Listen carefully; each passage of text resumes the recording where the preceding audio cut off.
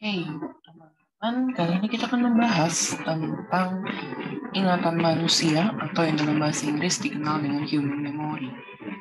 Jadi, seperti yang sudah teman-teman ketahui, di pertengahan setelah UTS, pertengahan semester setelah UTS, kita akan banyak membahas dari sudut pandang psikologi kognitif. Jadi dimulai dengan variasi dalam kesadaran, teman-teman paham gelombang-gelombang otak. Nah, selanjutnya kita akan banyak membahas terkait dengan ingatan. Gimana sih caranya orang untuk bisa mengingat sesuatu? Kenapa seiring waktu ingatan tuh bisa memudar? Dan bagaimana proses penyimpanan ingatan tersebut? Itu semua akan kita bahas di materi kali ini.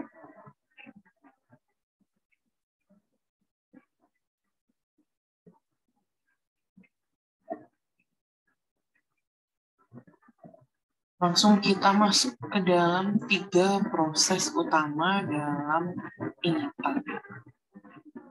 Saat seorang manusia berusaha untuk mengingat, berarti dia sudah melakukan 3 proses ini. Yang pertama adalah encoding, yang kedua adalah storage, dan yang ketiga adalah retrieval. Apa bedanya encoding, storage, sama retrieval?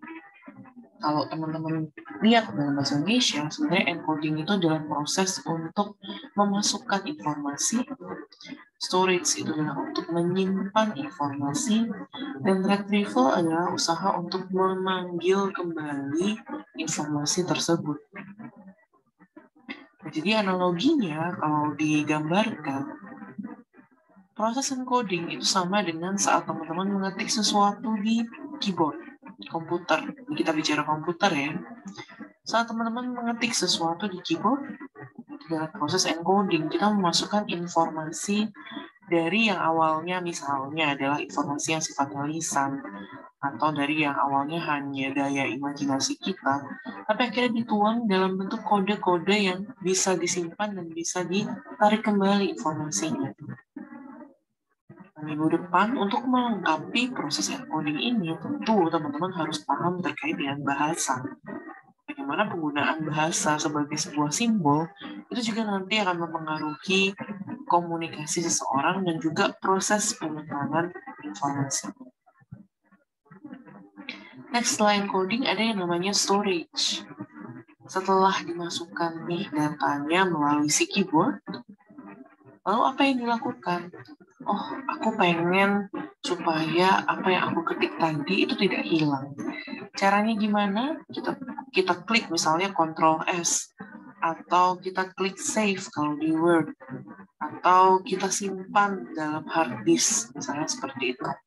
Nah, semua proses itu, baik sekarang penyimpanan digital ataupun offline yang langsung di hard disk, itu sama atau diibaratkan merupakan satu perumpamaan yang menggambarkan proses penyimpanan informasi di otak kita.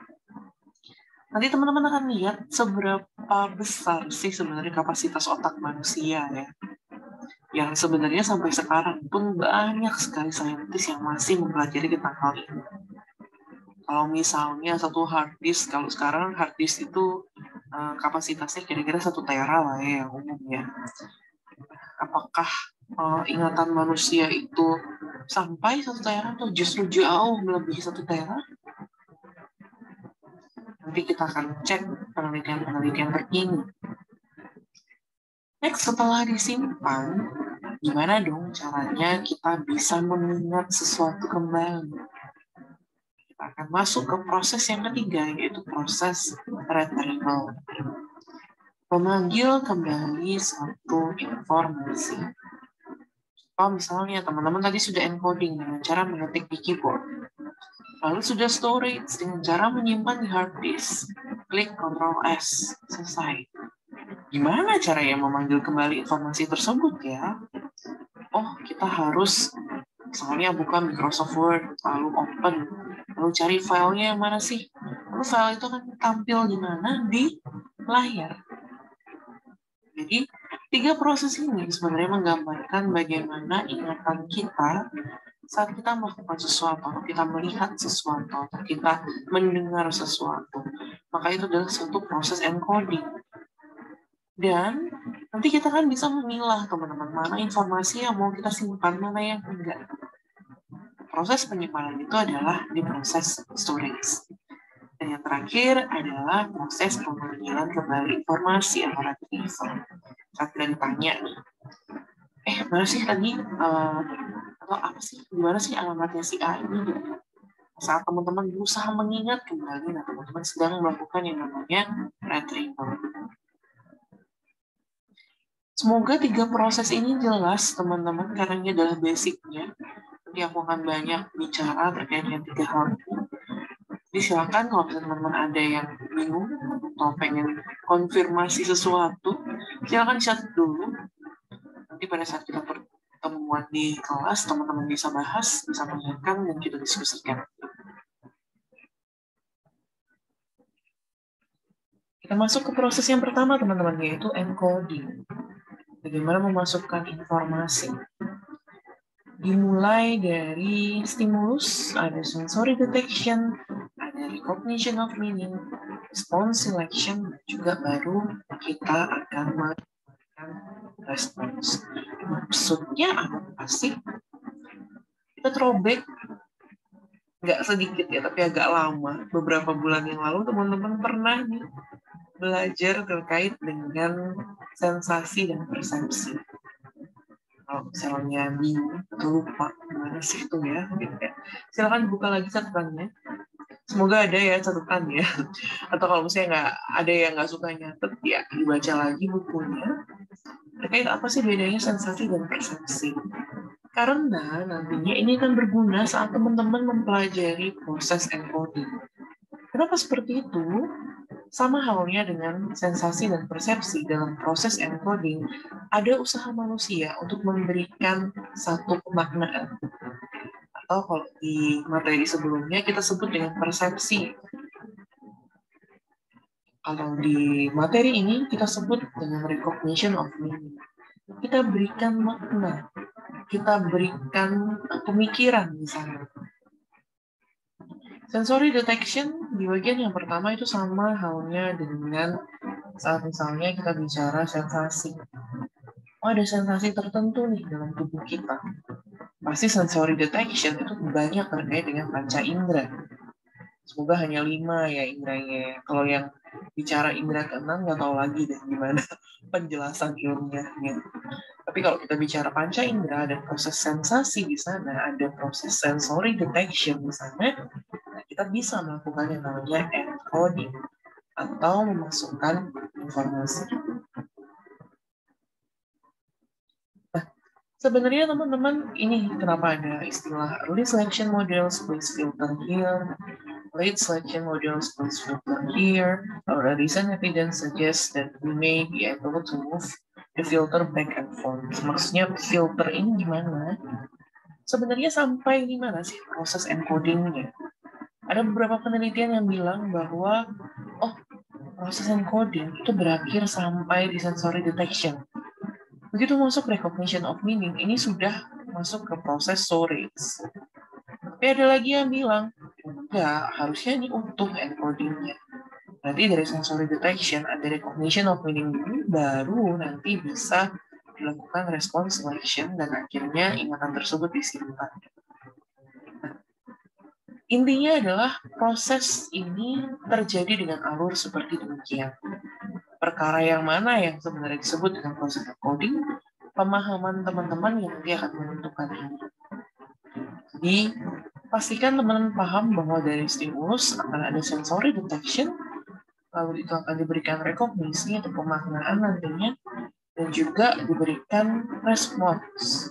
Respons seperti apa yang harus aku berikan ya terkait dengan hal tersebut. Baru manusia bisa melakukan satu perilaku tertentu. Ternyata dalam proses encoding, teman-teman, tadi kan kita belajar ada yang namanya recognition of meaning. Berarti sebenarnya ada proses kognitif di sana.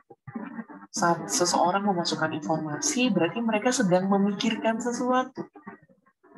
Nah, ternyata kalau kita lihat, ada level yang berbeda saat kita memproses suatu informasi. Nah, kalau kita belajar di sensasi persepsi, ini kan ibaratnya ada beberapa sensasi yang kita tidak berikan perhatian ya, atau yang akhirnya tidak kita persepsi, sehingga itu menjadi sensasi yang ya udah lewat begitu saja. Nah, sebaliknya ada beberapa sensasi yang kita berikan pemaknaan khusus, kita berikan suatu persepsi tertentu, sehingga akhirnya dia bisa diproses menjadi sebuah ingatan, dan akhirnya nanti disimpan dan ditarik kembali. Tiga level dari proses tersebut dibagi menjadi shallow, intermediate, dan juga deep processing. Kalau berdasarkan tipe encodingnya, ingat kita masih bicara tentang encoding ini ya, ada yang namanya structural encoding, ada yang namanya phonemic encoding, dan juga semantic encoding. Mungkin kalau teman-teman lihat contohnya di sini, itu hanya berlaku untuk sesuatu yang sifatnya lisan atau ada bahasa di sana. Padahal untuk hal-hal kecil aja, kita bisa loh memakai beberapa level processing ini atau encoding. Ini sama ya maksudnya ya. Tapi ada yang bilang itu type of encoding, ada yang bilang itu level of processing. Contoh, mari kita lihat gambar berikut.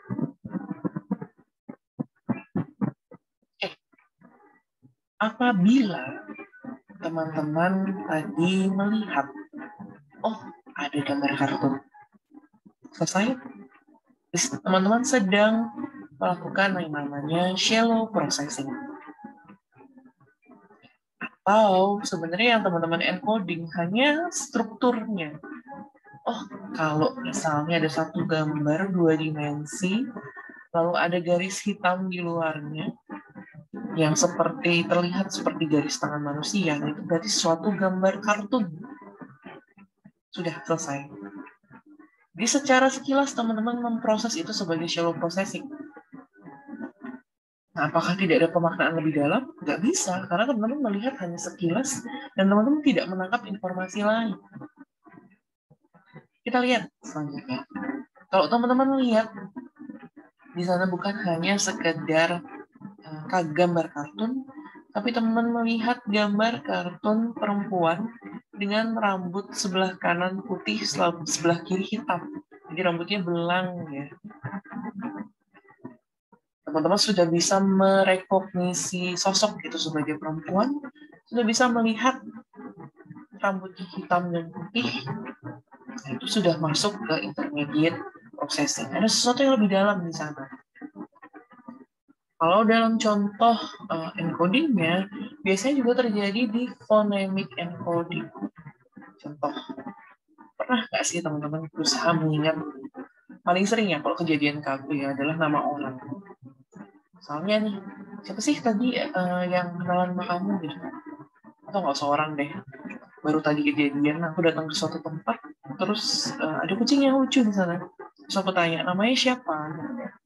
Terus disebutkanlah namanya. Beberapa menit kemudian, aku berusaha manggil kucing itu lagi. Terus aku bingung, siapa ya tadi namanya ya? Setelah aku berusaha mengingat, teman-teman, ternyata yang keingat cuma huruf depannya aja. Atau sebaliknya yang keingat hanya huruf vokalnya aja. Atau misalnya, namanya itu Boni. Yang aku ingat cuma OI-nya aja. Atau yang aku ingat cuma B aja. B siapa ya? Bella, Bagus, Bea. Itu teman-teman sedang mengalami yang namanya intermediate processing. Teman-teman tidak ingat, bukan karena teman-teman ingatannya lemah gitu kan, atau teman-teman lalu tiba-tiba amnesia, masa cuma gara-gara lupa nama kucing jadi amnesia gitu kan. Tapi ternyata mungkin proses yang sedang teman-teman lakukan dalam encoding tersebut hanya sesuatu yang sifatnya shallow atau intermediate.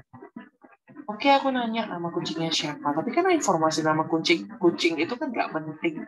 Jadi akhirnya apa? Tidak diberikan satu pemaknaan di sana. Udahlah, dilewat aja. Selanjutnya kalau misalnya nih teman-teman tadi melihat gambar yang aku tampilkan, lalu bisa mendeteksi, oh saya itu kartun. Tapi kayaknya bukan cuma sekedar kartun. Ada wanita di sana, ada rambut hitam dan putih, memakai mantel bulu, dan di bawahnya ada tulisan Cruella de Vil. Siapakah itu? Beberapa teman-teman yang sudah nonton, ini film tahun lalu ya, akhir tahun lalu. Akhir tahun lalu bener nggak ya sih? Ya, intinya ada di 2021. Ada satu film judulnya Cruella. Sebenarnya ini film dengan tokoh utama adalah villain, penjahat yang berasal dari film favoritku waktu kecil, 101 Dalmatians.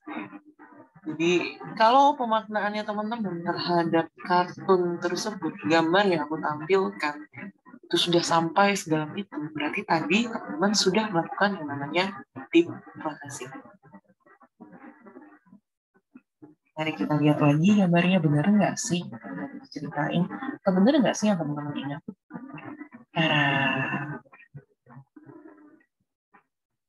Gambar kartun, ada rambut hitam, rambut putih, setengah-setengah ada tulisan Cruella de Vil. Oke, next. Setelah kita belajar nih, ternyata ada beberapa jenis encoding. Ada beberapa tahap proses yang bisa kita lakukan untuk menyimpan atau memasukkan informasi. Belum menyimpan ya, baru encoding, baru berusaha untuk memasukkan informasi. Nah, selanjutnya, kenapa tadi kita bisa lupa ya beberapa informasi, sampai akhirnya hanya mengingat fonemiknya aja, IO-nya aja, atau huruf vokalnya aja, atau cuma bisa mengingat satu huruf depannya saja. Gimana caranya kita untuk meningkatkan encoding ini? Kalau dalam buku dituliskan 4 cara, tapi aku yakin masih banyak nih riset-riset terbaru yang menemukan banyak cara untuk bisa meningkatkan encoding seseorang. Yang pertama, tadinya namanya elaborasi. Mengaitkan stimulus dengan informasi lain saat encoding. Ini teman-teman juga bisa teman-teman praktikkan untuk belajar saat ujian, kuis. Elaborasi maksudnya seperti apa? Nah, kalau teman-teman yang dengerin ini pakai earphone mungkin, atau yang pendengarannya lumayan tajam, mungkin tadi di awal pada saat aku memulai materi ini, ada suara-suara lagu sebagai background. Langsung banyak yang rewind ya. Mana sih, mana gitu ya. Sebenarnya tujuannya apa, teman-teman? Aku play lagu di awal, terus tengah-tengah mati. Aku berusaha untuk mengelaborasi materi hari ini, human memory, dengan lagu yang ini suatu hal yang jarang sekali kita lakukan. Kalau saya di kelas ya udah, kalau misalnya dengar suara dosen ya suara dosen aja. Gitu. Sekarang suara dosen plus lagu. Cara selanjutnya teman-teman yang aku lakukan, elaborasinya, materi ini aku padankan dengan metode pembelajaran yang juga tidak biasa. Teman-teman belajar secara mandiri melalui video yang isinya adalah slide dan suaraku. Biasanya kalau ngelihat, kalau misalnya belajar, walaupun kita masih online ya, tapi kan ada tampil nih mukaku di layar saat misalnya setiap hari Rabu jam 1 siang. Seperti itu. Sekarang mau hari Selasa, mau hari Senin, kapanpun teman-teman nonton ini, teman-teman bisa melihat dan juga mendengar suaraku. Nah, ini satu proses elaborasi peningkatan encoding yang coba aku pakai untuk teman-teman. Dengan mengelaborasikan suatu hal, mengkaitkan satu stimulus dengan informasi lain, itu akan memudahkan kita nantinya dalam memasukkan informasi. Next, ada yang namanya visual imagery, membayangkan suatu objek yang menggambarkan materi. Contoh, hari ini kan kita belajar human memory ya. Human memory, kira-kira objek apa yang bisa dibayangkan? Kalau kita bicara ingatan manusia, pikir adalah bukan otak-otak, tapi adalah otak manusia. Saat misalnya kita belajar sesuatu, teman-teman, apalagi yang abstrak, visual imagery ini sangat penting untuk dapat meningkatkan encoding. Makanya sebenarnya ada banyak opini terkait dengan haruskah dosen itu memakai slide presentasi yang ada gambar-gambarnya. Nah, aku tipe yang mengkombinasikan keduanya. Ada yang cuma tulisan, ada yang ada gambarnya. Dua-duanya punya argumen sendiri-sendiri. Kalau terkait dengan proses encoding, saat misalnya nih suatu slide PowerPoint pakai untuk menjelaskan suatu materi, dan saat misalnya penjelasan itu dipadankan dengan gambar yang sesuai dengan materinya.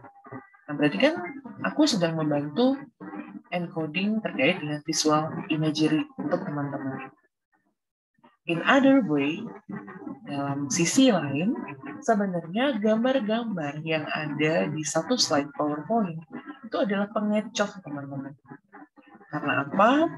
Sebenarnya nanti teman-teman juga lihat ya di mungkin materi minggu depan bisa aku bahas sedikit terkait dengan bagaimana otak kita itu memproses sesuatu. Dan ternyata bahasa dan juga si gambar itu areanya berbeda. Dan pada saat teman-teman menyajikan itu di satu waktu yang sama, kita akan harus memilih mau fokus ke gambarnya dulu atau mau fokus ke kata-katanya dulu. Nah, akhirnya apa? Yang lebih menarik apa? Gambar, pasti. Nah, akhirnya pada saat satu slide itu punya gambar, apalagi gambar itu bergerak, kadang-kadang ada slide yang ada videonya ya, atau misalnya warnanya itu sangat mencolok, itu akhirnya membuat perhatian dari audiens itu fokus bukan ke isi materinya, tapi ke gambar-gambarnya. Jadi balik lagi, dalam usaha meningkatkan encoding, visual imagery itu penting, tapi tidak dalam semua hal akhirnya visual imagery ini bisa cocok untuk dipraktikkan. Next, self-referent encoding membuat materi menjadi berarti secara personal. Contoh misalnya, teman-teman mendengarkan materi ini pada saat teman-teman mau tertidur di malam hari, misalnya seperti itu. Terus tiba-tiba lagi pegang HP, lagi dengerin, kok ngantuk ya, gitu. Terus HP-nya jatuh menimpa wajah. Akhirnya apa? Teman-teman punya self-referent encoding. Saat misalnya ujian, terus ada pertanyaan, gimana caranya meningkatkan encoding? Nah, apa yang teman-teman ingat? Dan teman-teman mengingat proses handphone itu jatuh ke muka ya, sakit tuh kayak waktu itu tuh. Rasanya masih kerasa tuh. Handphoneku kan berat ya, langsung kena muka pada saat jatuh. Balik lagi, self-referent encoding itu pengalaman yang berbeda-beda sesuai dengan pengalaman diri kita masing-masing, dan belum tentu setiap orang punya self-referent encoding yang positif terkait dengan suatu hal. Ini juga teman-teman yang akhirnya bisa membuat seseorang itu punya pengalaman-pengalaman traumatik. Kenapa bisa akhirnya ingat sesuatu yang misalnya itu kan sudah lama terjadi ya. Terus kan ini kayaknya bukan big deal untuk orang lain, tapi untuk yang mengalami itu adalah satu proses self-referent encoding yang sangat besar dan akhirnya berulang-ulang terus-menerus, sehingga dampak psikologisnya juga berat bagi si orang tersebut. The next, motivation to remember, ini juga penting.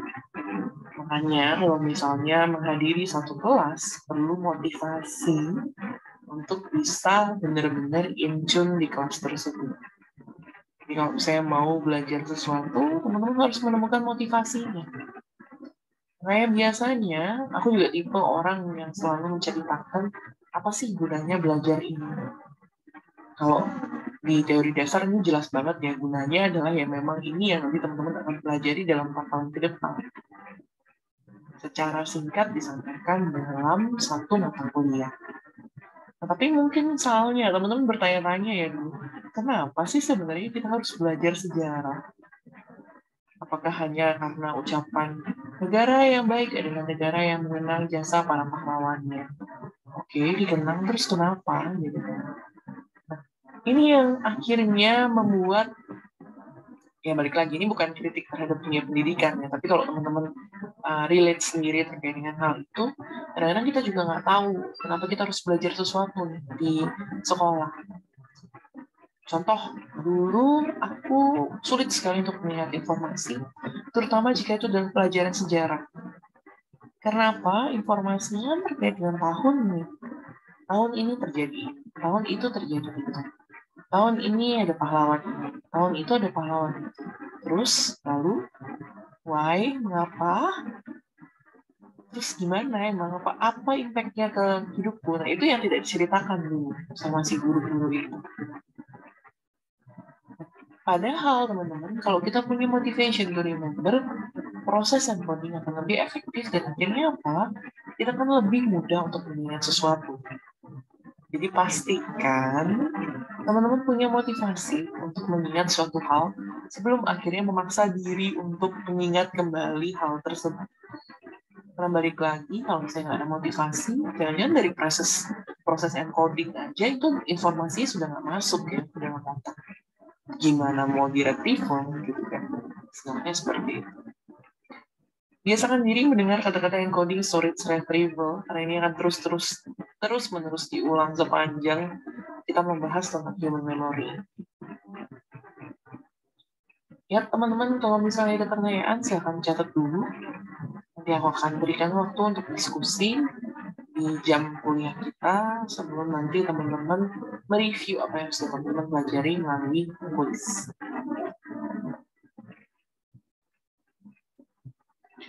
Next, ini prosesnya lebih rumit daripada si encoding. Kalau tadi encoding memasukkan informasi, berarti kita perlu adanya satu sensory input dan recognition of meaning.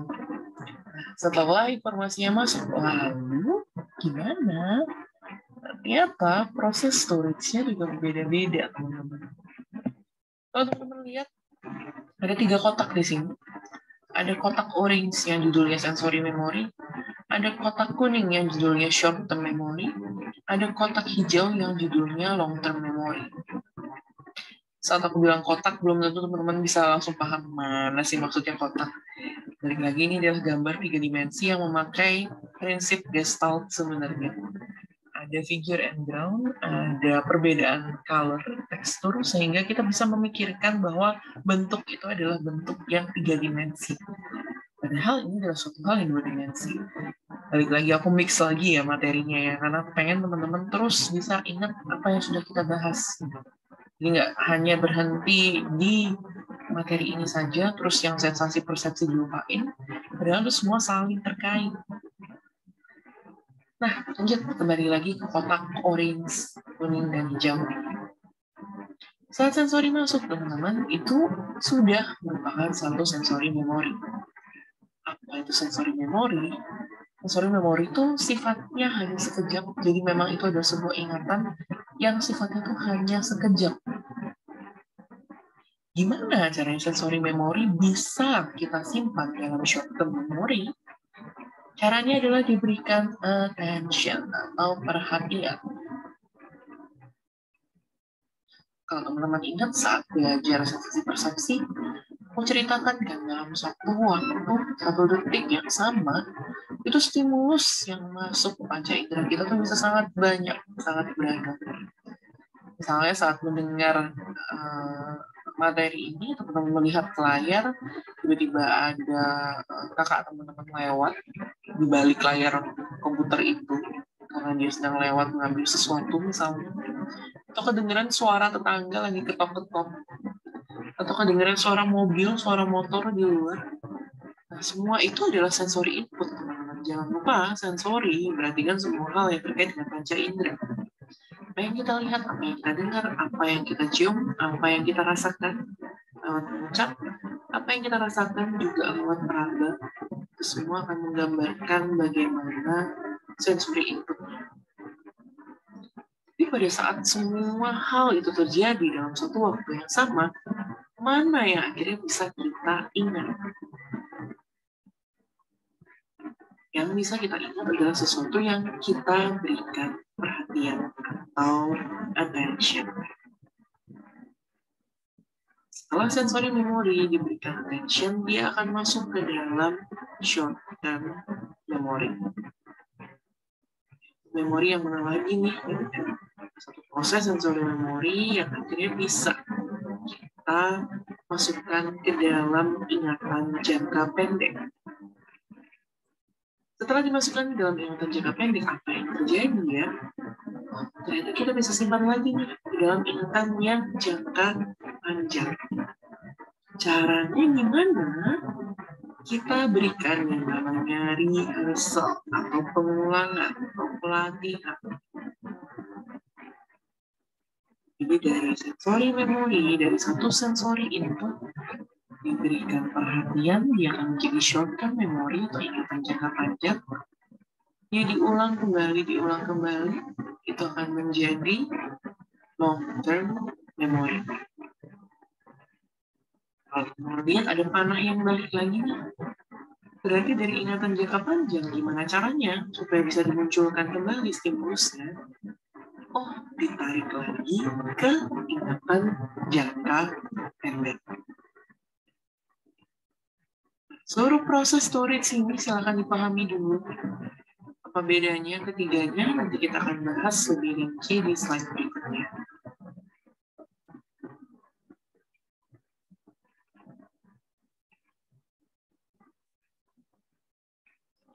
Ini perbedaan ketiganya, teman-teman. Kembali lagi, sebenarnya masih banyak nih saintis yang sedang mempelajari tentang memori ini, memori manusia. Jadi ada yang storage capacity-nya limited, sangat sedikit, yaitu sensory memory. Ada yang storage capacity itu maksudnya kapasitas penyimpanan ya. Kapasitas penyimpanannya kecil, yaitu short term memory. Dan ada juga yang kapasitas penyimpanannya itu nggak bisa diketahui seberapa jauh. Itu long term memory atau ingatan jangka panjang. Kalau berdasarkan durasinya, seberapa lama kita bisa mengingat suatu informasi? Kalau berdasarkan sensory memory, karena itu adalah sesuatu sensory input yang tidak kita berikan perhatian, ternyata kita bisa mengingat mungkin hanya berapa second atau ini berapa mili second ya, karena itu cuma seperempat second. Kalau dalam short term memory mungkin bisa beberapa detik.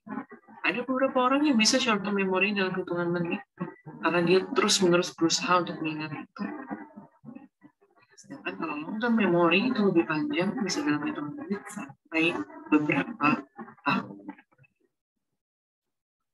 Kalau teman-teman ingat, balik lagi ke film Inside Out ya. Di film tersebut, teman-teman ketahui saat misalnya si tokoh utamanya sedang melakukan suatu hal, akan ada bola-bola yang tercipta di ruang utama otaknya ya.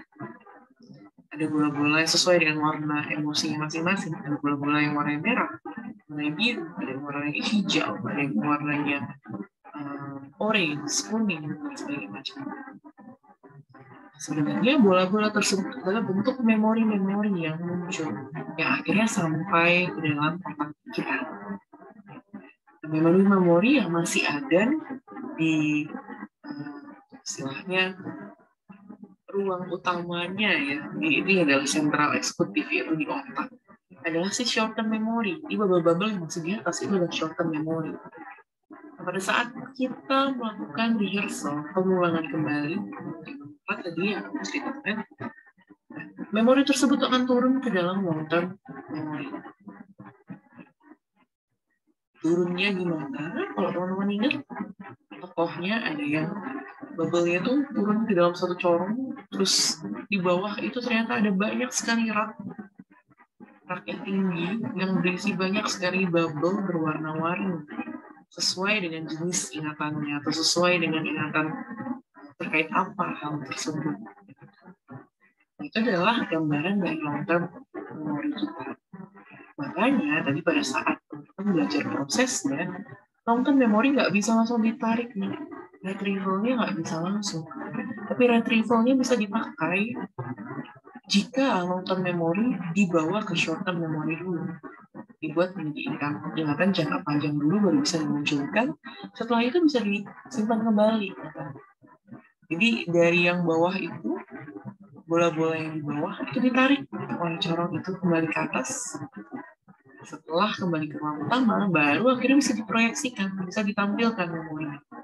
Seperti itu gambarannya jenis-jenis storage atau penyimpanan.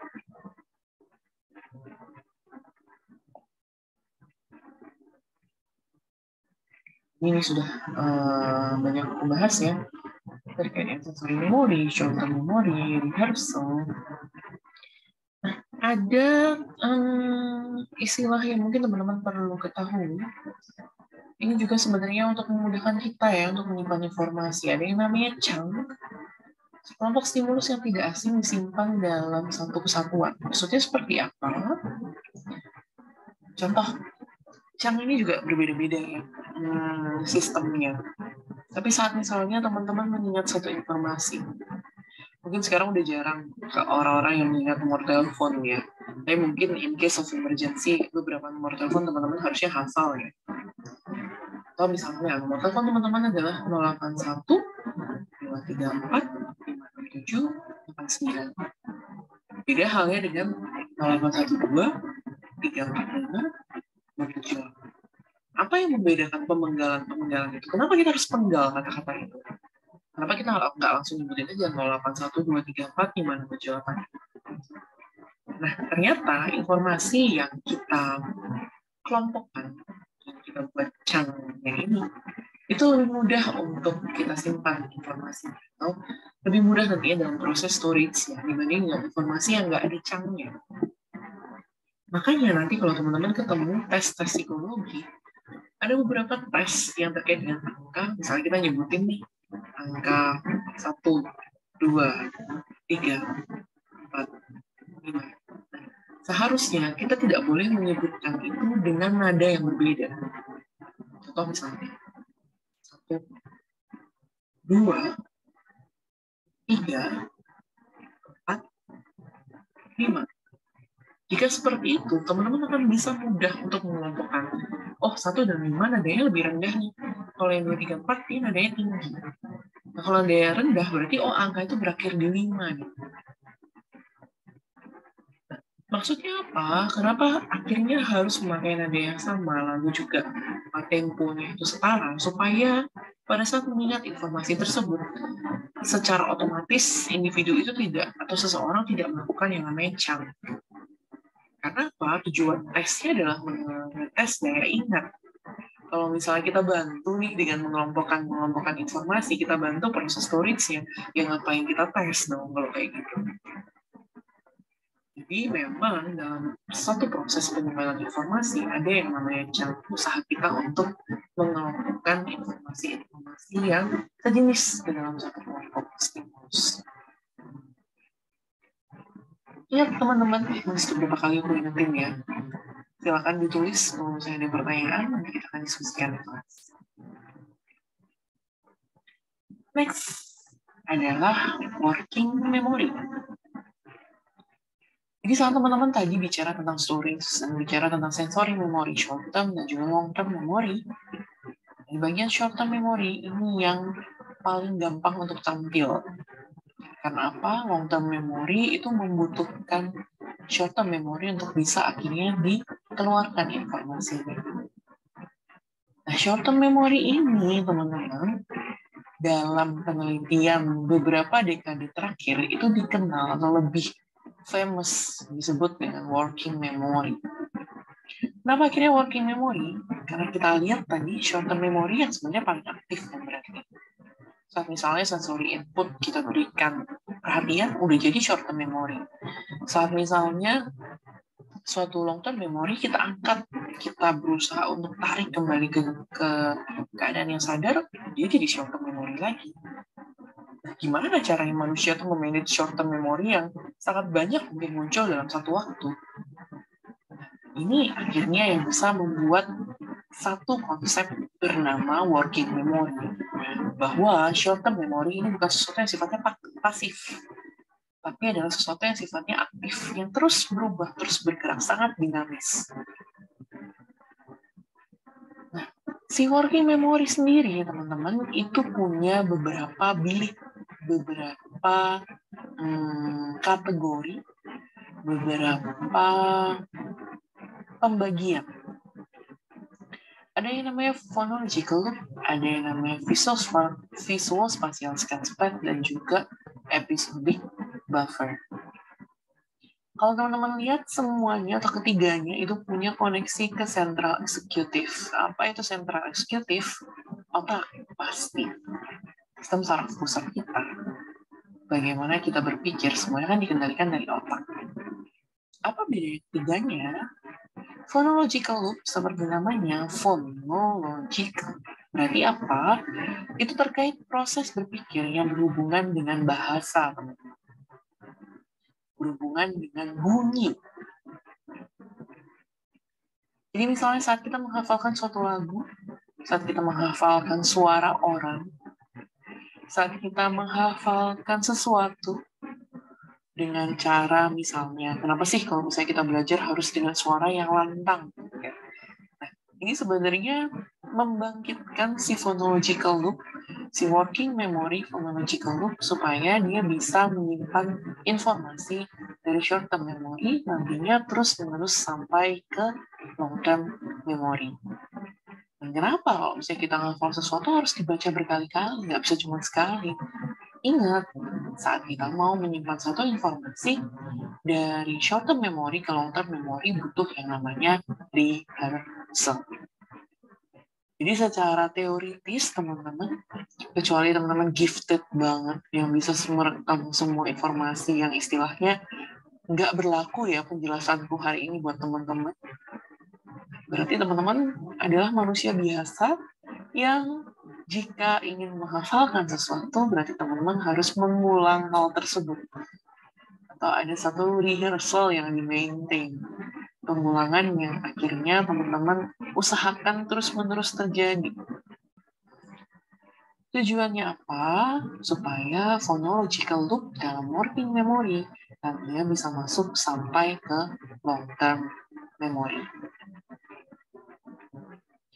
Next, the second chamber atau otak selanjutnya ada yang namanya visual spatial sketchpad. Sesuai dengan namanya, kalau udah ada kata-kata visual, ada kata-kata spasial, ada kata-kata sketchpad apalagi. Ini berarti informasi yang terkait dengan gambar atau image atau visual, sesuatu yang kita lihat, sesuatu yang kita amati, suatu objek. Nah, itu semuanya masuk ke visual spatial sketchpad. Next, ada yang namanya episodic buffer. Episodic buffer ini hampir sama teman-teman dengan saat aku bicara self-referent encoding. Maksudnya sama itu, semua orang punya episodic buffer yang berbeda-beda dalam working memory-nya. Contoh misalnya, teman-teman jalan-jalan ke Bedugul. Teman-teman duduk di salah satu spot di sana. Saat teman-teman lihat pemandangan di Bedugul, sebenarnya informasi yang sedang bekerja atau working memory yang sedang bekerja banyak ke arah visual spatial sketchpad. Nah, ternyata pada saat itu teman-teman ngerasa, kayaknya suara burung di sini juga merdu nih. Lalu ada suara angin yang bertiup. Ya, teman-teman memutuskan untuk tutup mata dan fokus kepada suara-suara yang ada. Termasuk suara anak-anak yang main bola di kejauhan, ya misalnya seperti itu. Ini berarti teman-teman sedang mengaktifkan si phonological loop. Dan keseluruhan apa yang teman-teman rasakan, rumput yang ada di sana, gimana basahnya rumput di Bedugul, gimana angin yang bertiup, gimana pengalaman teman-teman mendengarkan suara anak-anak yang main bola di kejauhan, semua itu secara utuh merupakan satu episodic buffer. Adalah suatu experience yang teman-teman alami sendiri. yang nantinya balik lagi bertemu semua informasi tersebut di sentral eksekutif, yaitu otak. Dan jika teman-teman ingin misalnya nih pengalaman itu menjadi sesuatu yang berkesan, akhirnya apa? Teman-teman pulang dari Bedugul, teman-teman ingat lagi apa sih tadi yang aku lakukan di sana. Nah itu sebenarnya adalah sebuah rehearsal, sebuah usaha untuk mengingat. Nah ini menjawab ya teman-teman, kenapa sih kalau kenangan sama mantan itu jauh lebih mudah untuk diingat daripada materi kuliah. Kembali lagi, pengalaman sama mantan pada saat dirasakan itu punya satu episodic buffer, bukan hanya phonological dan visuospasial ya, tapi ada satu episodic buffer yang akhirnya mungkin menyentuh sampai di amigdala, central executive di amigdala, yaitu yang mengontrol tentang emosi. Jangan lupa juga ya, soalnya itu sudah menyentuh ke emosi, akhirnya teman-teman jadi happy, teman-teman jadi excited. Semua itu adalah suatu proses ya, akhirnya di-maintain, di-rehearse, diulang terus proses mengingatnya, sehingga akhirnya teman-teman memasukkan pengalaman tersebut di long-term memory. Yuk, silakan. Kalau misalnya ada pertanyaan, silakan tulis dulu, nanti kita akan diskusikan.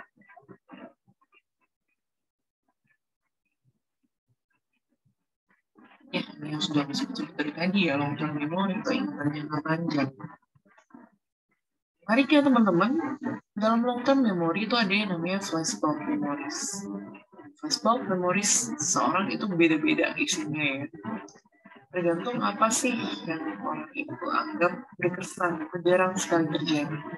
Biasanya memang flashbulb bukan sesuatu yang setiap hari dialami ya, tapi yang jarang terjadi. Misalnya, ini teman-teman di sini ada yang mengingat pengalaman pertama pergi ke sekolah. Itu bisa menjadi satu flashbulb memories. Ada juga teman-teman lain yang mengingat pengalaman pertama belanja sendiri ke supermarket, misalnya seperti itu. Aku punya flashback memories terkait dengan pengalaman pertama membeli kalkulator. Kenapa akhirnya itu menjadi flashback memories? Aku ingat pada saat itu kelas 5 SD, aku pertama kalinya menabung untuk membeli sesuatu. Dan karena waktu itu sudah mulai memakai kalkulator ya, akhirnya aku pergi. Dulu itu ada yang namanya toko buku Gunung Agung. Kalau misalnya teman-teman tahu di daerah Tengkumar dulu ada toko buku Gunung Agung. Sepertinya di Bali sudah nggak ada ya toko buku itu. Dan di sana aku seorang anak kelas 5 SD yang dulunya nggak pernah pegang uang apa-apa, mampir ke toko buku terus bertanya ada nggak kalkulator. Kira mbaknya ambilin satu kalkulator, terus aku bayar ke kasir, dan ternyata uang yang aku punya itu kurang untuk membeli kalkulator itu. Makanya aku bingung, dikasih gimana caranya ya, kalau misalnya uang itu kurang, apa yang harus dilakukan? Ya, jadi aku taruh dulu barangnya, aku titip ke mbaknya, terus aku bilang, sebentar ya, aku tanya dulu, aku harus gimana nih kalau uang kurang. Ya, aku nyusul lah orang tuaku di supermarket. Aku ditanya, kurangnya berapa? Bodohnya anak kelas 5 SD juga ya, nggak nanya. Jadi sebenarnya aku punya uang berapa, lalu itu kurangnya berapa, gitu kan. Kita balik lagi ke toko buku Gunung Agung, terus nanya, kurangnya berapa, gitu kan. Sampai akhirnya bisa membeli si kalkulator ini. Kalkulatornya masih ada BTW sampai sekarang. Bukan karena itu suatu flashbulb memories ya, tapi emang karena masih hidup sampai sekarang. Cuman aku pernah ganti baterai beberapa kali, tapi masih bisa digunakan. Gitu. By the way, mungkin itu satu contoh flashbulb memories yang teman-teman ingat sangat rinci terkait dengan memori tersebut. Bahkan mungkin beberapa teman-teman bisa mengingat pada saat kejadian itu teman-teman memakai baju warna apa, atau orang yang teman-teman temui itu lagi mengenakan apa yang dia katakan. Bisa jadi sampai serinci itu. balik lagi, ini adalah biasanya suatu hal yang menarik ya, atau jarang terjadi, bukan suatu hal yang sering teman-teman alami. Itu bukan lagi menjadi flashback memori saja.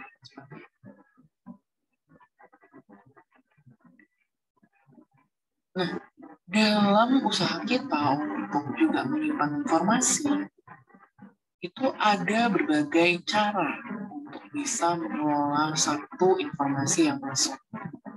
Kenapa di sini judulnya adalah pengelolaan pengetahuan? Karena memang banyak diaplikasikan untuk kita proses belajar.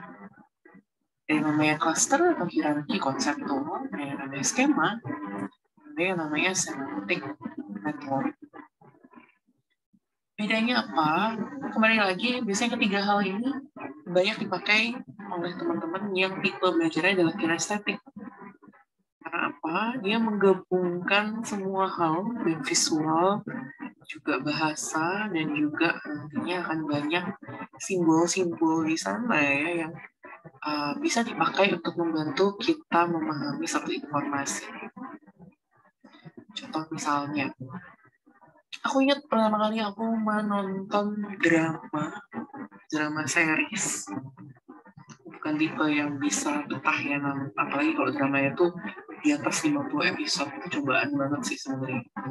Tapi ada satu temanku yang merekomendasikan satu drama. Sebelum aku menonton itu, temanku membekali aku dengan silsilah keluarga yang ada di drama tersebut. Ini bukan sinetron, tenang saja, aku nggak nonton layangan putus ya, lagi tren sekarang ya. Aku belum sampai ke sana.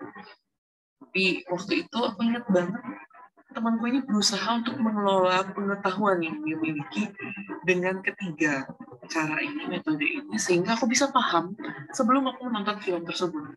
Sehingga pada saat aku menonton, aku nggak kesulitan dalam membedakan ini anak siapa, ini siapa bapaknya, ini temennya siapa, dia ngomongin siapa, yang namanya ini tuh yang mana, gitu kan. Supaya aku nggak kesulitan terkait dengan itu, akhirnya dibikin semacam pohon keluarga, yaitu silsilahnya, ya, seperti itu. Nah, sebenarnya cara-cara itu, teman-teman, itu kan membantu kita untuk bisa memahami suatu hal dengan menggabungkan berbagai macam gaya belajar, baik itu kinestetik, visual, auditori, dan macam-macam. Tapi untuk yang tiga teknik ini itu banyak kayak kinestetik plus visual.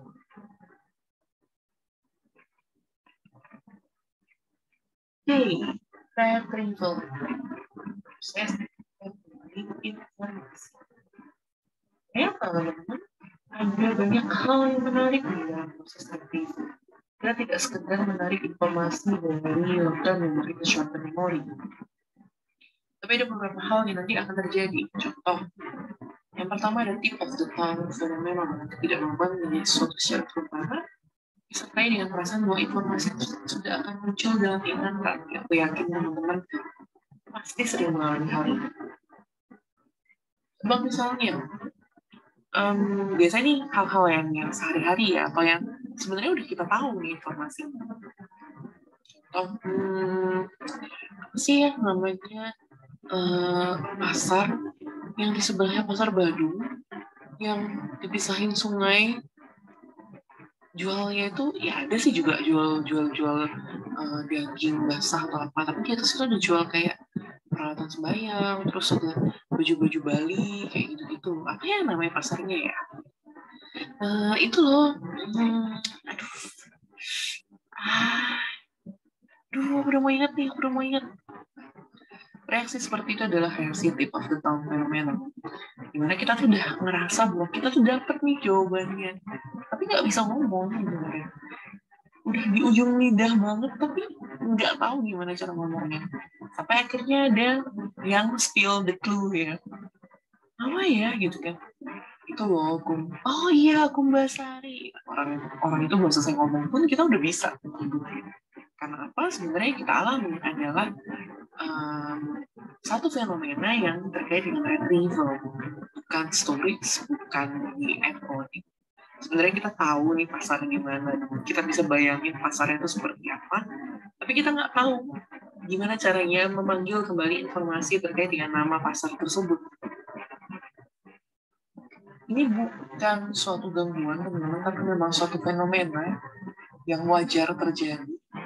Nggak harus lansia untuk mengalami tip of the tongue fenomena ini. Nah, untuk membantu orang-orang yang mengalami tip of the tongue fenomena atau gangguan-gangguan pada retrieval lainnya, ada yang namanya retrieval cues. Sama kayak tadi ceritaku ya. Orang yang memberikan petunjuk hanya dengan bilang, itu loh yang huruf depannya K itu loh, gitu kan. Nah, itu sudah menjadi retrieval cues. Apalagi sampai dia ngomong, oh iya, Kumbasari. Nah, seperti itu. Tolong yakinkan aku bahwa benar ya pasarnya namanya Kumbasari. Jangan sampai aku yang nanti salah ingatan gitu. Next, misalnya ada yang namanya context cues. Beberapa ingatan kita itu dibarengi dengan atau dipasangkan dengan stimulus-stimulus lain seperti contoh pada saat encoding kita melakukan visual imaging. Ternyata pada saat pertama kali pergi ke pasar Kumbasari, aku lewat di parkirannya Pasar Badung. Lalu aku turun terus ke arah sungainya, terus nyebrang sungai, baru naik lagi ke pasar Kumbasari. Dan di ujung pasar itu ada pelang nama pasarnya. Apa ya isinya ya? Caranya kita mengingat nama pasar itu apa, bisa melalui si retrieval cues tadi, atau bisa melalui konteks cues. Kita coba membayangkan diri kita kembali ke situasi di mana kita ada di sana. Ada nggak ya konteks ya akhirnya bisa membantu kita menyebutkan nama dari si pasar tersebut. Contohnya nggak penting banget ya kayak pasar, tapi ini mungkin sangat berguna nantinya untuk teman-teman mempelajari sesuatu, lalu pada saat ujian berusaha menjawab sesuatu, ayo pelajari lagi konteks cues-nya di mana ya.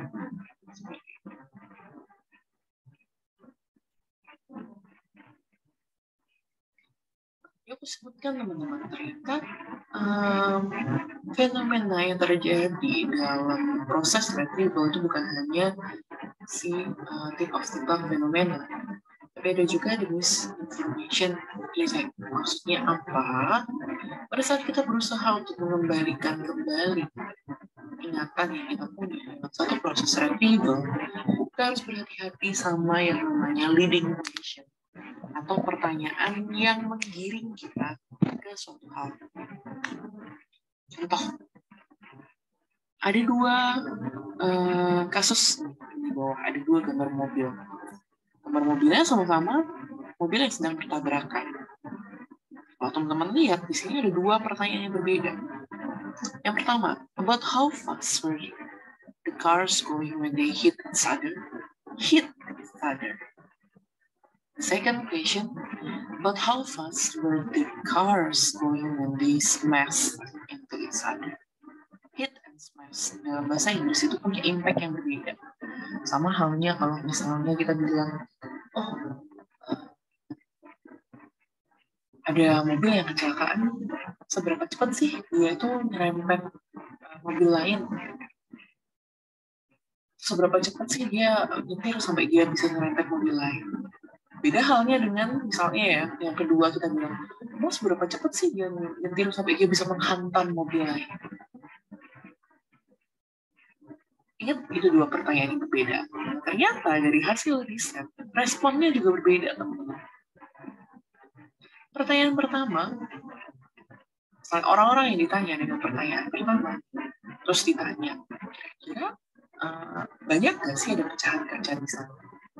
Ada yang menjawab iya, tapi hanya misalnya di sini tertulis 14%. Tapi orang yang pakai kata menghantam sesuatu yang impact yang lebih besar, itu mereka mengingat kayaknya banyak ada pecahan kacanya. Yang mengaku melihat banyak pecahan kaca itu ada 32%. Yang which is sebenarnya nggak ada pecahan kaca sama sekali di sana. Jadi siapa yang salah? Apakah encodingnya? Apakah storage-nya? Ternyata yang salah adalah proses retrieval. Kenapa bisa retrieval-nya itu salah? Karena ada misinformation effect tersebut.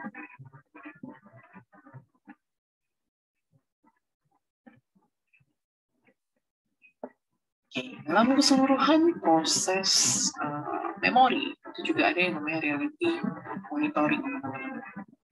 Ini menarik karena akhirnya reality monitoring sering dipakai untuk bisa mengecek apakah seseorang ini masih dalam keadaan yang sadar, yang bisa kita ajak ngobrol, yang bisa kita ajak berkomunikasi atau tidak. Maksudnya seperti apa? Kadang-kadang teman-teman pada saat situasi di mana kita sedang kalut, kita panik atau kita mengalami gangguan psikologis tertentu, kita nggak ingat dari mana informasi itu berasal, atau sebenarnya itu informasi yang mau kita tujukan ke suatu hal. Jadi asalnya adalah dari diri kita sendiri. Kebingungan ini akhirnya membuat seseorang itu punya reality testing yang rendah.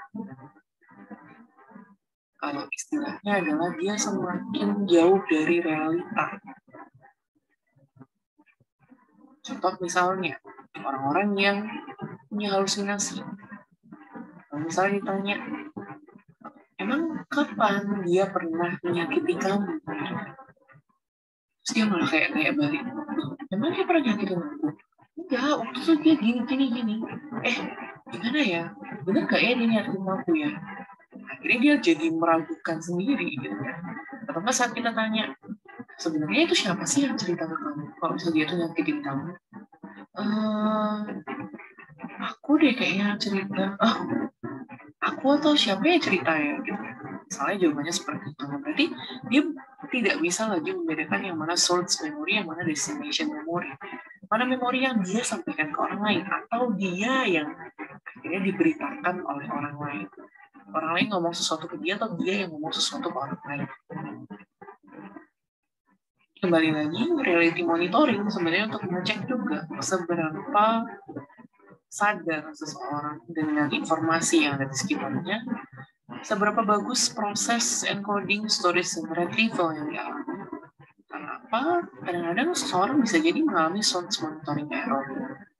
Kembali lagi, ini tidak harus terkait dengan kondisi psikologis ya, contoh orang yang halusinasi saja, tapi kita semua bisa mengalami source monitoring error ini. Kita lupa sebenarnya itu informasi datang dari mana, disampaikan ke kita atau kita yang nyampein ke orang lain, seperti itu. Nah, teman-teman, saat kita bicara tentang memori juga, kenapa sih ini penting untuk dipelajari?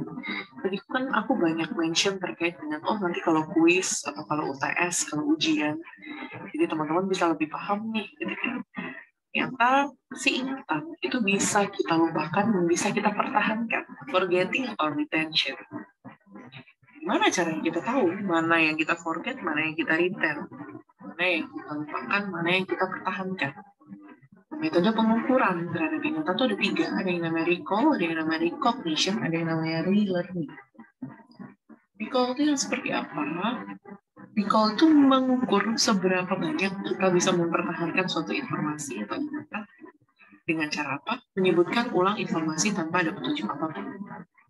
Contoh, semua soal esai yang pernah aku berikan ke teman-teman, itu sifatnya adalah recall.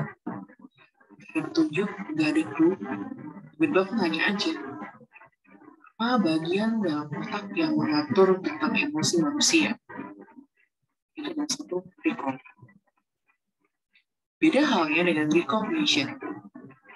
Kalau dalam konteks pengukuran terhadap ingatan, recognition itu berarti dia bisa memilih informasi yang telah dipelajari dari serangkaian pilihan.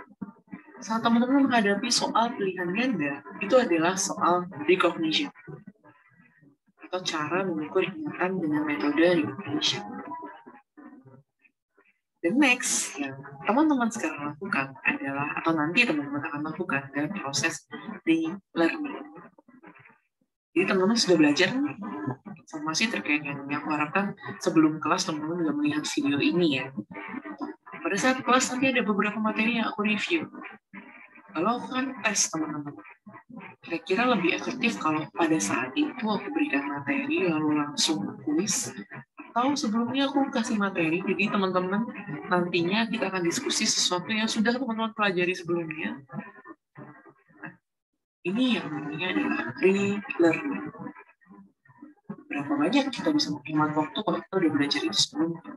Atau jangan-jangan sebenarnya belajar yang sebelumnya secara mandiri itu nggak efektif, sehingga itu menjadi satu recall atau recognition si kuis itu, karena nggak ada yang masuk sebenarnya yang teman-teman pelajari sendiri itu.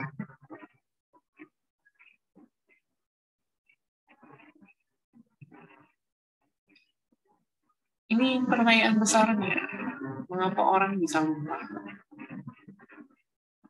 Ada banyak ya sebenarnya ya. Kita lihat dari yang pertama, ada yang namanya proses encoding yang tidak efektif. Encoding yang tidak efektif, jadi kita akan bicara banyak terkait dengan encoding. Gimana caranya encoding akhirnya bisa masuk ke short term memory? Ada referensi atau perhatian. Berarti saat misalnya nih encodingnya tidak efektif, berarti bisa jadi kurang perhatian. Atau teman-teman sedang mengalami yang namanya pseudo forgetting.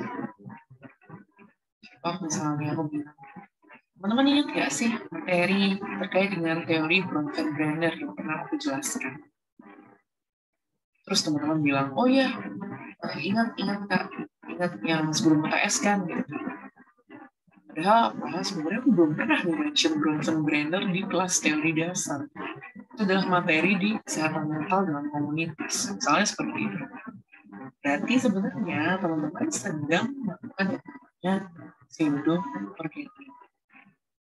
Bilang misalnya enggak, ya kayaknya pernah dibahas sih, tapi aku lupa Kak, yang mana ya itu ya. Padahal sebenarnya nggak pernah dibahas sama sekali gitu. Dan juga sebenarnya bagian dari encoding yang tidak efektif. Next ada yang namanya decay, lupa itu akibat dari penyimpanan ingatan yang tidak aman ya. Yang ditemui pada ingatan jangka pendek. Dipengaruhi bukan dari seberapa lama proses mengingat dan penerimaan informasi, tapi dari jumlah, kompleksitas, dan tipe informasi yang berbeda-beda. Jadi decay itu sebenarnya kalau tadi teman-teman lihat dari short term memory ke long term memory kan kita butuh rehearsal. Kalau misalnya nih short term memory sedang si working memory sedang bekerja langsung misalnya di 3 bilik yang berbeda sekaligus dalam satu waktu, lalu tiba-tiba yang kita berikan atau yang kita ulang hanya di phonological loop, tapi tidak dengan visual spasial. Teman-teman mulai menghafal dengan membunyikan gitu, tapi matanya ditutup, misalnya seperti itu. Akhirnya apa? Mungkin nantinya decay itu kan lebih mudah untuk terjadi. Karena apa? Karena kita mengingat informasi yang kompleks dengan cara yang tidak lagi efektif atau dengan pengulangan yang tidak banyak, sehingga akhirnya kita melupakan informasi tersebut. Oh, misalnya ada orang-orang yang memang lebih mudah nih untuk memproses phonological loop daripada visual spatial sketchpad.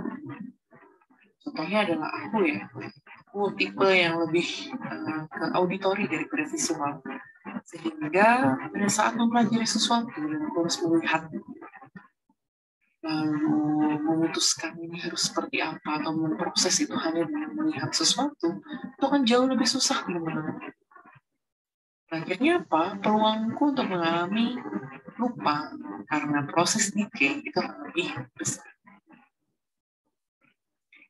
Next, interference. Ini adalah melupakan informasi karena berkompetisi dengan informasi lain. Jadi sebelum kita berhasil menyimpan informasi dari short term ke long term, ternyata ada informasi lain nih yang masuk. Sehingga yang tadi belum kesimpan di long term memory. Ini sangat mungkin untuk terjadi ya, apalagi misalnya dalam satu hari teman-teman punya 2 kelas yang langsung di jam yang berturut-turut atau jeda itu cuma sebentar. Nah, ada 2 macam teman-teman, ada yang retroaktif, ada yang proaktif interference. Bedanya apa? Kalau yang retroaktif berarti apa yang teman-teman pelajari setelah mempelajari si materi pertama, misalnya pertama teori dasar, kedua adalah perkembangan manusia. Ternyata habis itu ada kuis teori dasar. Nah, materi perkembangan manusia yang kita pelajarin setelahnya itu mengganggu materi teori dasar nanti. Sebaliknya, proaktif juga bisa seperti itu. Teman-teman awalnya belajar teori dasar, lalu belajar perkembangan manusia, lalu ada kuis perkembangan manusia. Tapi teman-teman belum bisa move on nih dari teorinya, dari materi teori dasar. Sehingga apa? Materi yang kita pelajari dulu bisa mempengaruhi materi yang kita pelajari pertama, bisa mempengaruhi materi yang kita pelajari kedua.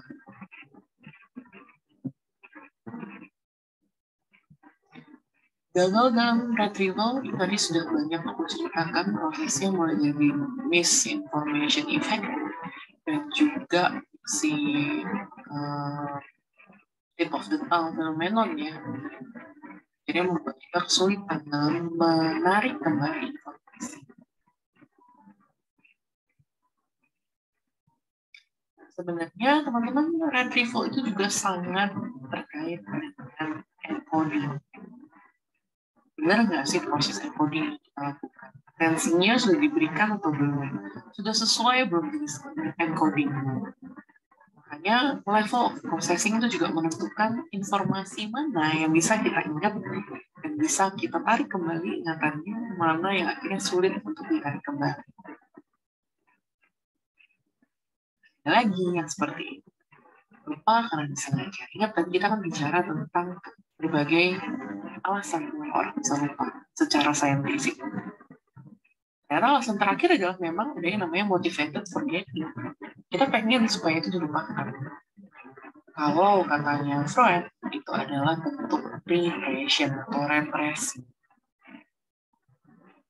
Kembali lagi teman-teman, represi ini kan kinerja dari alam bawah sadar yang berarti tidak secara sadar kita lupakan. Tapi kita pengen melupakan itu. Balik lagi, apakah bisa atau tidak ya kekuatan pikiran kita yang akhirnya menentukan itu. Jadi, pesan moralnya apa ya? Pesan moralnya adalah saat misalnya kita pengen melupakan sesuatu hal yang tidak menyenangkan. Akhirnya jangan terlalu keras berusaha untuk melupakan hal tersebut. Karena pada saat teman-teman, walaupun sudah termotivasi tinggi ya untuk melupakan itu, kembali lagi alam bawah sadar teman-teman belum tentu menjawab hal yang sama. Motivated forgetting itu merupakan satu proses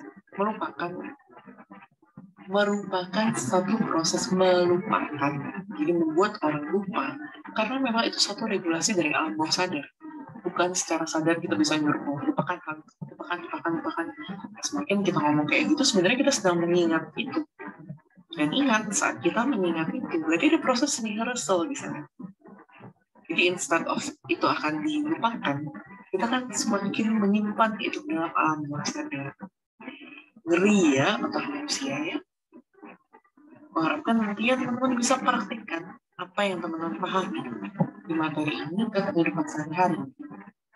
Jangan sampai yang dipraktikkan motivated forgetting ya. Jangan dilupakan materinya, tapi bisa jadi teman-teman mengambil contoh-contoh masing-masing, mencari personal experience yang terkait dengan materi-materi ini, supaya nantinya semua proses encoding yang teman-teman lakukan sekarang bisa menjadi self-referent encoding.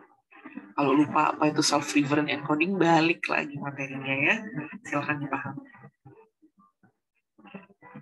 Faktor fisiologis, ini aku review sedikit aja karena teman-teman sudah belajar secara keseluruhan sebenarnya terkait dengan otak.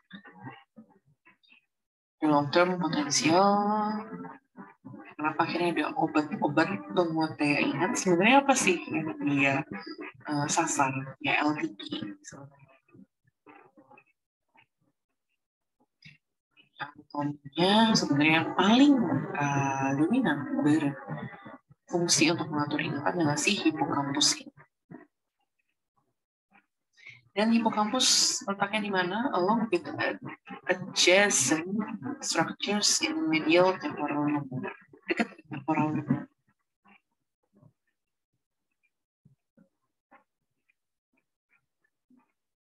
Oke, kita udah belajar bagaimana proses penelitian. Tahap-tahapannya sampai di kenapa orang bisa lupa dan juga faktor fisiologis terkait dengan proses penelitian. Ternyata ada loh gangguan proses penelitian yang bisa jadi ini karena faktor fisik dan juga bisa jadi karena faktor psikologis. Kok jadi fisiologis aku ya? Jadi fisik atau psikologis. Namanya adalah amnesia. Amnesia sendiri itu ada dua, teman-teman. Ada yang retrograde amnesia, ada yang anterograde amnesia. Yang paling sering ya teman-teman lihat itu adalah, kalau yang film-film ya, itu adalah si retrograde amnesia. Jadi lupa kejadian yang lalu. Mulai dari amnesianya ingat, tapi sebelumnya nggak ingat. Emang dulu aku pernah kenal sama kamu ya, dulu aku sekolah di mana, aku nggak ingat gitu. Tapi sebaliknya, kalau yang anterograde amnesia, dia baru tidak ingat akan suatu kejadian. Jadi kalau teman-teman lihat ada kata onset di sini, onset itu adalah saat kejadian di mana amnesia ini pertama kali terjadi. Biasanya memang ini sangat relate dengan satu trauma. Balik lagi, bisa fisik, bisa psikologis. Nah, orang-orang dengan retrograde itu yang kayak sinetron-sinetron. Ya. Tapi kalau yang di anterograde, itu kasusnya lebih khusus. Kalau teman-teman bisa, teman-teman yang suka nonton, silahkan cek 50 First Date. Itu adalah kasus tokoh utamanya mengalami anterograde amnesia. Apa yang dia alami? Jadi hidupnya tuh stuck di satu hari, teman-teman. Setelah hari itu dia nggak punya memori lagi. Maksudnya seperti apa? Contoh, ada satu hari di mana aku lupa ya detail ya kalau di film itu seperti apa. Tapi aku kasih contoh lain aja yang nggak di film itu. Misalnya si tokoh utamanya ini di satu hari itu mengalami kecelakaan sehingga dia mengalami anterograde amnesia. Setelah kecelakaan dia masuk pemulihan terus dia bangun. Dia menjalani harinya. Dia ingat kalau kemarin tuh dia kecelakaan. Terus dia udah sembuh. Terus akhirnya dia menjalani hari ini. Hari ini dia ketemu sama teman yang baru. Dia kenalan sama suster perawatnya. Besoknya memorinya tuh start dari zero lagi. Dia ingat kemarin, dia ingat tahun lalu tuh tahun yang dia anggap atau dia yang pernah dia lalui ya. Contoh misalnya dia saat itu umur 16 tahun, dia tahu 15 tahun dia ngapain, 14 lalu waktu SD dia ngapain misalnya, waktu kecil dia ngapain, itu dia ingat. Tapi hari yang dia lewatin setelah kejadian itu dia nggak ingat lagi. Jadi start lagi dari zero. Akhirnya apa yang dilakukan kalau di film 50 First Date itu? Kenapa judulnya 50 First Date? Karena akhirnya ini couple yang si cewek yang mengalami anterograde. Si cowok ini setiap hari selama 50 hari berturut-turut itu seolah-olah menjadi first date-nya si cewek. Dan dia usaha lagi kenalin diri. Dia usaha lagi mencari sesuatu yang menarik minat si cewek, ngobrol dengan dia. Usaha-usaha itu yang akhirnya membuat si cewek ini ingat sama dia at the end. Tapi balik lagi ini film ya.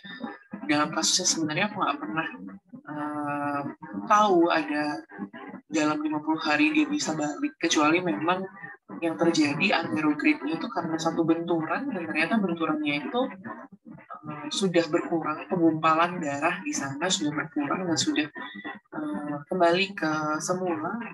Tapi itu pun butuh proses yang cukup lama kalau secara logika, nggak mungkin hanya dengan 50 hari. Itu adalah contoh dari si retrograde dan juga retrograde amnesia. Balik lagi, kalau ada yang kurang dipahami, silahkan catat dulu, nanti kita akan diskusikan.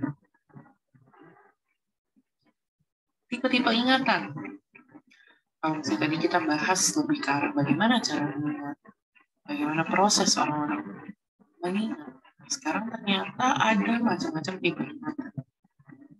Kembali lagi, tidak semua orang itu unggul di semua jenis ingatan ini. Contoh yang pertama ada yang namanya declarative versus procedural memory. Jadi kalau kita lihat skemanya, memori dibagi dua, deklaratif atau non-deklaratif. Non-deklaratif itu yang biasanya sering disebut dengan crystallized intelligence, ya. Suatu hal atau pengetahuan atau kemampuan atau skill yang sebenarnya itu akan tetap melekat dalam diri kita. Karena apa? Sifatnya itu prosedural. Contoh, teman-teman dulu bisa naik sepeda. Terus tiba-tiba karena berapa tahun nggak pernah ada yang ngajak naik sepeda atau nggak pernah ada sepeda di rumah, teman-teman nggak pernah nih, misalnya 5 tahun nggak pernah naik sepeda. Terus tahun ini 2022 resolusinya adalah mau naik sepeda lagi. Lalu apa yang teman-teman lakukan? Oh, teman-teman mulai lagi naik sepeda. Apakah harus kembali dari awal belajarnya? Enggak, teman-teman. Walaupun butuh penyesuaian, mungkin karena sudah lama nggak memakai atau menaiki sepeda, tapi teman-teman tetap bisa mengingat prosedur tersebut. Karena apa? Beda letaknya memori yang sifatnya non-deklaratif sebenarnya deklaratif. Ini bisa dipahami ya. Kalau non-deklaratif lebih ke arah hal-hal yang sifatnya prosedural, sepedaan misalnya, atau masak sesuatu, atau berenang. Udah lama nih nggak renang, tiba-tiba kalau nyebur ya bisa aja sih sebenarnya ngambang untuk berenang. Emang siapa yang ngajarin? Kita harus belajar dari awal kah? Ternyata enggak. Itu masuk ke procedural memory. Tapi ada yang namanya declarative memory yang sifatnya adalah informasi. Deklaratif juga dibagi menjadi dua, ada yang semantik, ada yang episodik. Semua hal yang terkait dengan episodik itu lebih related ke kehidupan pribadi ya. Kalau semantik itu lebih ke arah general knowledge, pengetahuan umum, lalu hal-hal yang pernah kita pelajari, termasuk sejarah di dalamnya, itu adalah semantik memory. Mungkin ada beberapa teman-teman yang lebih unggul di semantik memory, tapi begitu ke pengalaman pribadi jadi sering lupa. Atau sebaliknya, ada yang lebih unggul di episodic memory, tapi semantiknya lemah. Gak apa-apa, karena itu adalah jenis-jenis.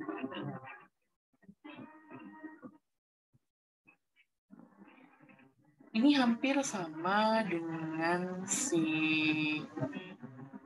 tipe-tipe amnesia tadi ya.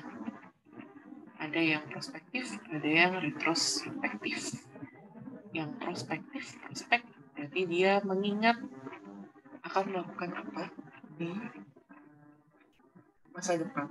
Masa depan yang jauh-jauh ya. Misalnya nih, teman-teman ingin mengingat habis ini aku harus mengambil buku di kamar kakak. Habisnya aku harus mengambil buku di kamar kakakku. Itu adalah satu prospektif memori. Kita ingat tugas apa yang harus kita lakukan.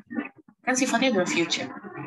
Beda halnya dengan retrospektif, berarti kita mengingat kejadian yang sudah pernah kita alami. Nah, sampai akhir dari aku rasa dari tugas yang teman sudah kumpulkan, mnemonic device itu sudah bisa dipahami ya sebenarnya ya. Mnemonic device ini juga banyak dipakai untuk mengembangkan metode-metode belajar yang sekiranya dirasa lebih mudah untuk dipakai, terutama untuk anak-anak. Jadi apapun yang pernah kayak di sini sebenarnya adalah suatu hal yang bisa dipakai untuk meningkatkan ingatan, terutama juga untuk terkait proses pembelajaran. Terima kasih sudah mendengarkan sampai di akhir. Cukup panjang sebenarnya materinya. Makanya aku siapkan video ini bukan hanya untuk membedakan, ya. Bukan hanya untuk membuat video ini akhirnya menjadi suatu hal yang berbeda dengan yang lain, atau bisa menjadi self-referent encoding nantinya. Tapi juga supaya teman-teman bisa menonton ulang. Dan nanti di kelas kita akan membahas contoh konkretnya secara langsung, atau juga nanti apabila teman-teman ada pertanyaan silahkan ditanyakan sebelum nanti kita akan melakukan suatu proses recall. optical atau recognition nanti. Silahkan melihat. Terima kasih teman-teman atas perhatiannya. Jangan lupa catat pertanyaannya kalau memang ada yang kurang jelas. Dan sampai ketemu di kelas. Thank you.